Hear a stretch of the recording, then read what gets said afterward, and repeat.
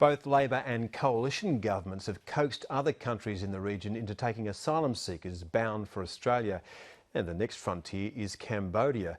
There's scant detail about what's being discussed, but the Abbott government has confirmed Cambodia is considering an offer to resettle asylum seekers from Nauru.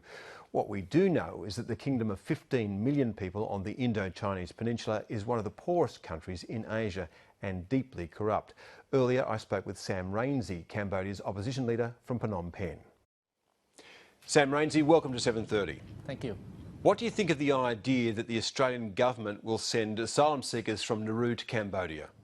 We don't support this project to resettle refugees from Australia or in neighboring islands to Cambodia, because Cambodia is a lawless country where there is no respect for human rights, for the ordinary citizen, the ordinary people, and even less for any refugees.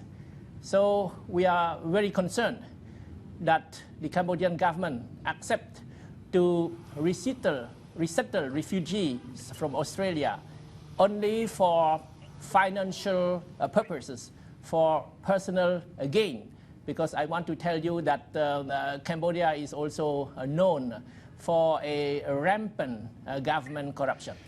Yes, in 2013, Transparency International found that Cambodia was one of the most corrupt countries in the world, putting it 160th on a list of 177. So do you fear that if the Australian government was to channel money into Cambodia to support asylum seekers, it would end up in the hands of corrupt officials?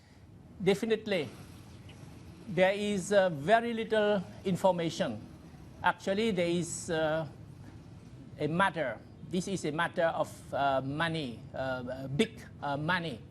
This will not benefit the Cambodian people in any way. It will benefit only the few elite who runs the country. Can you tell us what it's like for an ordinary person living in Phnom Penh at the moment? What's employment like? There is a massive unemployment, especially among the young people. I would say more than 50% of the young people, say people under 35-year-old, cannot find any job. So living conditions are poor, even miserable. Our immigration minister has said that asylum seekers could set up their own businesses in Cambodia. Is that feasible? No, not at all. This must be a joke.